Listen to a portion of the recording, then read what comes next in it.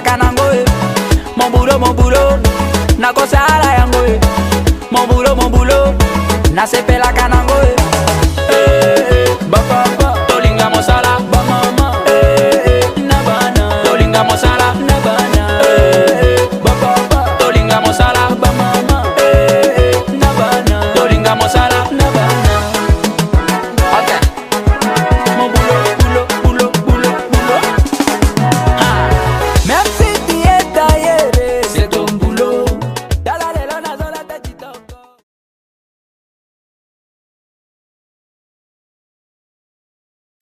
Bonjour chers camarades, je m'appelle Brigitte Charadi, je suis secrétaire générale en charge du département national des femmes travailleuses à la Confédération syndicale du Congo.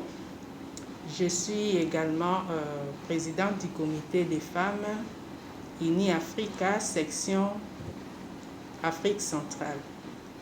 Je viens ici partager mon expérience par rapport à l'impact de Covid sur la femme. Effectivement, depuis un certain temps, le monde du travail aussi n'est pas épargné par la crise sanitaire qui prévaut. Ça s'appelle coronavirus, Covid-19. Et cette situation a de l'impact, comme je l'ai dit, sachant d'abord que quand on fait la lecture sur la situation de l'emploi en RDC, la majorité des travailleurs, à plus de 90%, sont dans l'économie informelle. Et plus de 50%, ce sont des femmes. Et aujourd'hui, avec les phénomènes restés à la maison, dans le cadre des ripostes contre les Covid, la majorité qui sont à la maison, ce sont des femmes, avec toutes les conséquences économiques qui s'ensuivent sur la femme. Déjà, la femme travaille dans les conditions de précarité, ce n'est pas un secret, par rapport à ces conditions de travail et associées au Covid. Donc, cette situation a de l'impact sur les finances de la femme, sur la situation économique de la femme.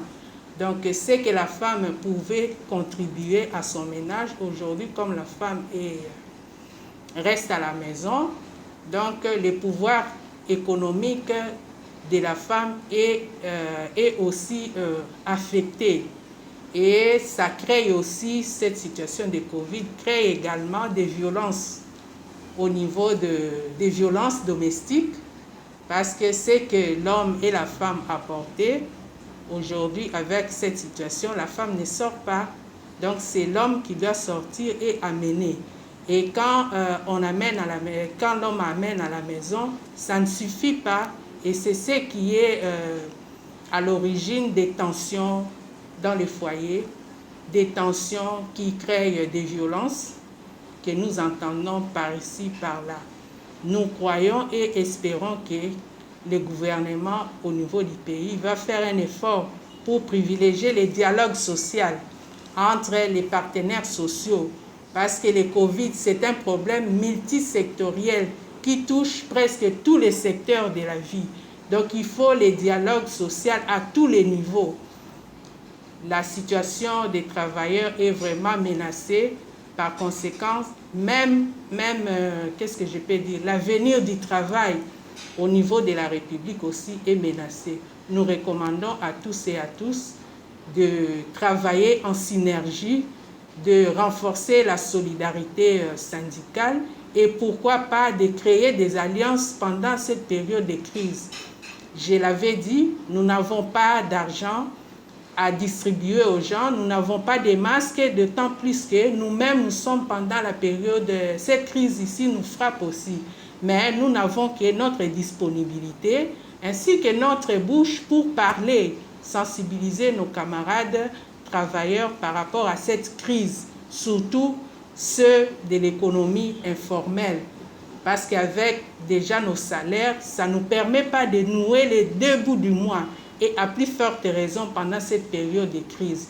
Donc nous appelons les employeurs, les gouvernements, les travailleurs à se mettre ensemble pour que nous puissions parler sur l'avenir du travail après le Covid-19. Je vous remercie.